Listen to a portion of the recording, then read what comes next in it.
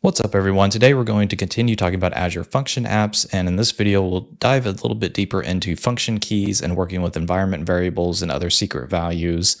This is a continuing video in a series I'm doing on Azure Function Apps. You can find a link to that playlist down in the video description. My name is Jeff, this is Jeff Brown Tech. Let's go ahead and get started. Here we are back in our function app that we've been working with through several different videos, and the first thing I want to talk about are function keys. Here in our main menu, let's expand functions and go into app keys. And your app keys are ways to authenticate and be able to run your functions that you've created if you've put any type of security on them. If you remember, when we go to create something like an HTTP trigger, there are different levels of authorization we can put on it. We can make it anonymous to where we don't even require a key, but that means it's open to the public. And if anybody ever gets that URL, they would be able to execute it. In this case, putting function keys on and using those inside your function app are probably a best practice in securing and locking down your functions. Let's take a look at a couple of the different function keys we have. First one here is master. This one is primarily used for elevated permissions to your function app, working with the API at the back end of it. Most likely, you never need to use this one. You never need to share it with anyone because there are other keys that we can work with in order to accomplish what we want. So I would just potentially not even worry about this one. The next one is our default function host key here. Now the default one, if you were to use this key, you would be able to run any function inside your function app. So if you have some type of application or client accessing your function and it needs to run any function inside of here, sharing this one is probably okay. That way you don't have to manage a whole bunch of different ones for each individual function. You can just use this one and execute any function inside of your function app. Now there are a couple of neat options here. You can renew the key value if you ever need to rotate it. And probably a best practice there is, instead of trying to time it and everything of saying, all right, here's your new key, I'm going to regenerate and all that stuff, just come right in here, add a new host key. We'll call this one just backup key, something like that. We won't put in a value. We'll come down here and have it randomly generate one for us.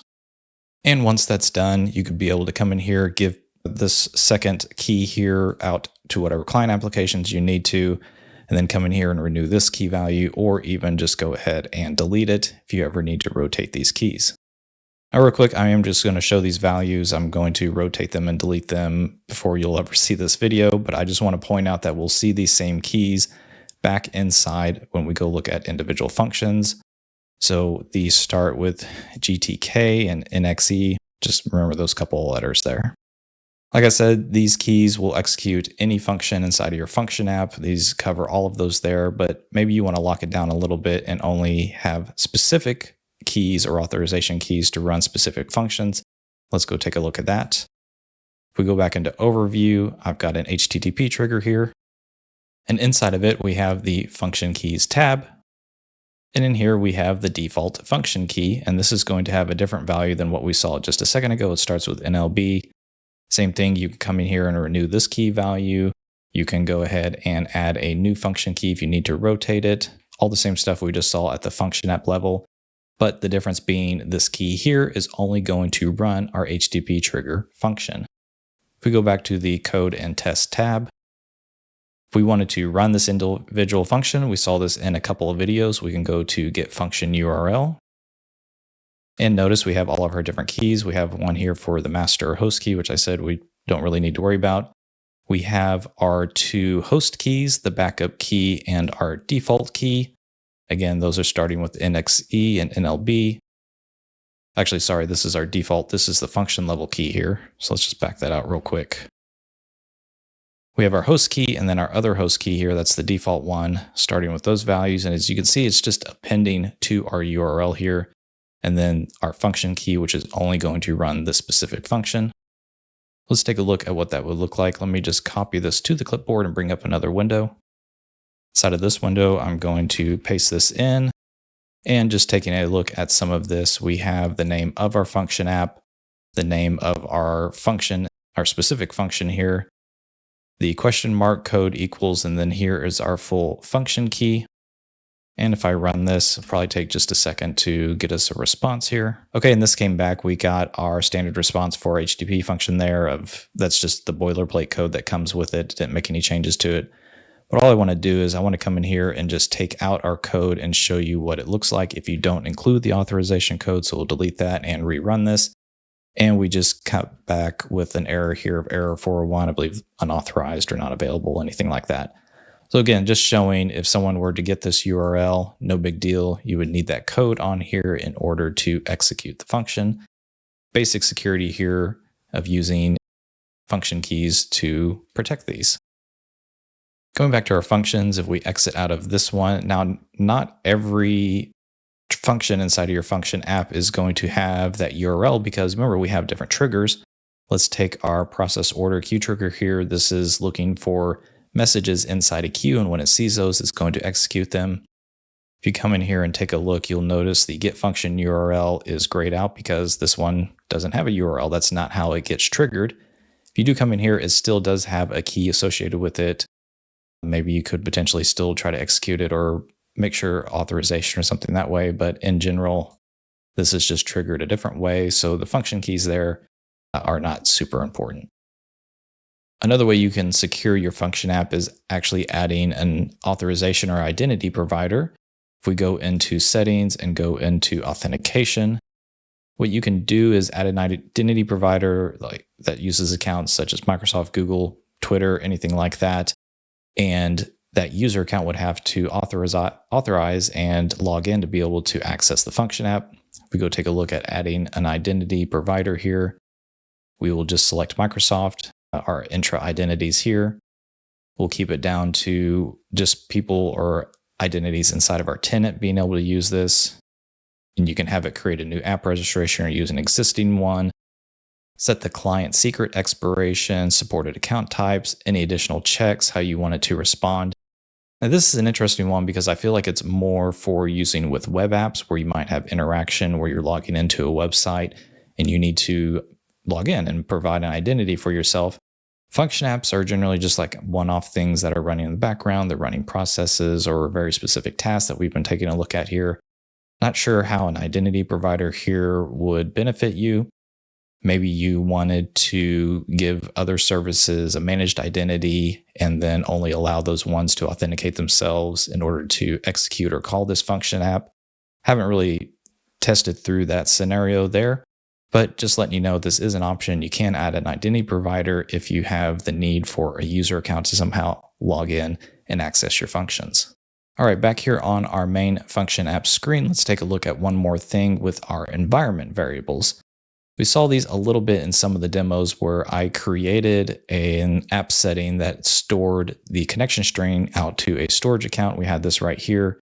And then our triggers and bindings were actually pulling in that value in order to authenticate to save things out to our tables or get queue messages and process those.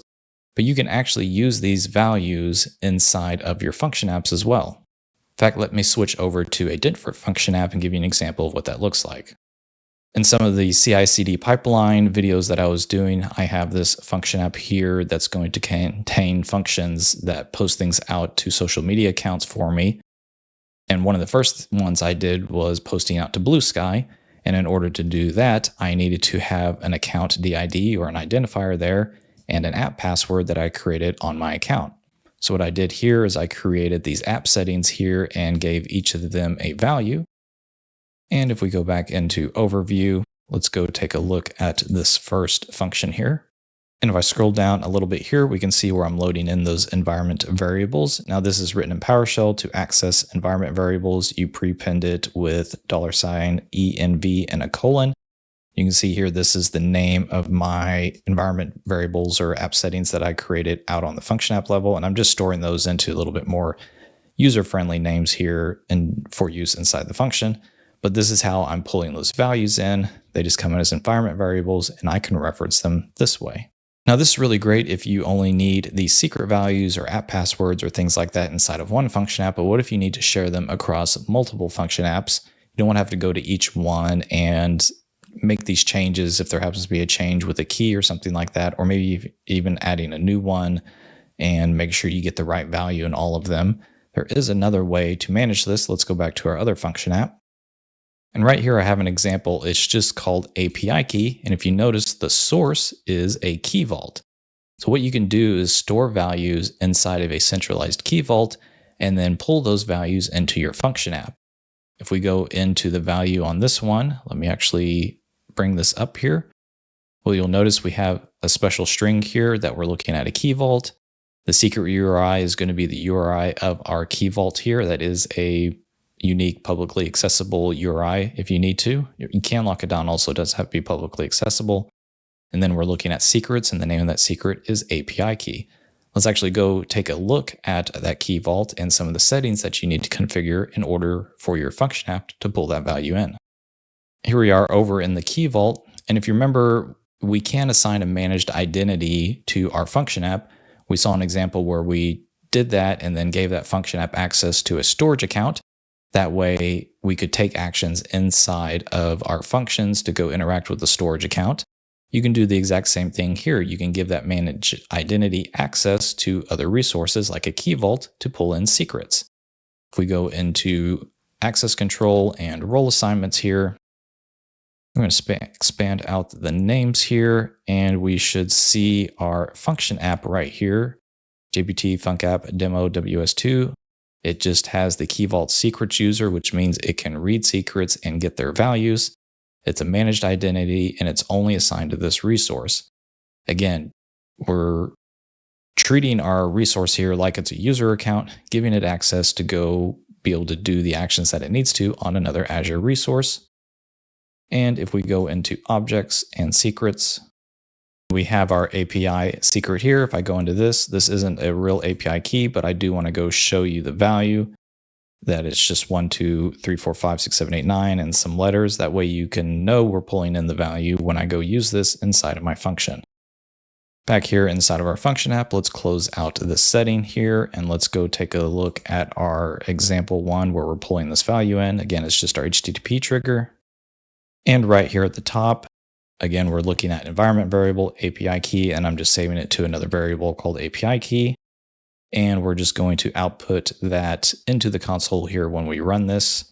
Let's go ahead and do a test and run. And go ahead and run this. And over here on the left, inside of our logs, we will see that value hopefully show up. And sure enough, let me close this. Bring this up a little higher. And right here, it outputted our API key value and showing that we pulled in the value of that secret from our key vault. The big lesson here is you don't want to store these type of things inside of your code, especially if you're working with it on your local system, or potentially you're turning this into source code like GitHub or Azure DevOps, GitLab, anything like that. It might become publicly accessible accidentally, and you've now leaked a secret or an API key, and you don't want to do that. Best practices: one, if it's just for that function app, maybe you put it as an environment variable, or then two, you want to centrally store it inside of a key vault. You can still pull the value in there. One other thing I want to point out, going back to our function keys that we talked about at the beginning of the video, if we go into test and run, you can test that using your different keys here. And we can see the master key, the backup key, the blobs extension one, that was for another trigger output binding, a setting that we did before, and then our other host and function keys. So if you want to test this specific key to make sure it works or run it with that one, you can do it in here, no problem, when you do a test and run. Finally, let's talk a little bit about networking. I'm not going to go through a complete demo of this because there are different things to set up there, but by default, these function apps, these key vaults and other things like that are all publicly accessible. One thing you can do is lock them down via networking. You can do public network access. Right now, it's enabled with no access restrictions. But if you were to come in here, you can enable it from all networks. You could give it a private endpoint, which gives it a private IP address, or basically a network card interface into your private virtual networks that you've created in Azure. Or you can lock it down to only come from specific IPs. If it doesn't match one of the rules you put down here, you can say deny. You can even lock down the advanced tool site, which is the back end of it, where you can manage your app files or where deployments happen from, like when we were deploying out from GitHub And Azure DevOps is actually connecting to this other website here in order to do that. Again, if this is being accessed by a web app service that's in your tenant, you could potentially just lock this down and say only that web apps instance can access it through potentially a private endpoint. If we close this out, what else do we have here? We can put an Azure front door in front of it, make it publicly accessible all over the internet, and put some high availability around it. Here we are with our outbound. So when this function app is making a return call, you can have it go out through virtual network integration where it stays on your virtual network. Again, when you're working with services like this, there's two parts. There's the inbound and the outbound. Inbound, you do a private endpoint connection. Outbound, you do VNet integration, so it talks back out through that virtual network. A little bit more complicated here in setting this up, but if you're already doing this with other services, just know you can do it with function apps. You probably want to look at doing it with your key vaults also. Anyway, that does it for this video. I think this is going to wrap up the series on Azure Function Apps. Gone through a lot of different things here. Hopefully it gives you some ideas on how to work with them, get started. And again, here, just taking a look at some of those securities, managing your function app keys or any environment variables, secrets, API keys that you might need to use inside your functions. Don't forget about your managed identities, gradient graph API permissions. Lots of great stuff there. Anyway, thank you for watching, and we'll see you next time.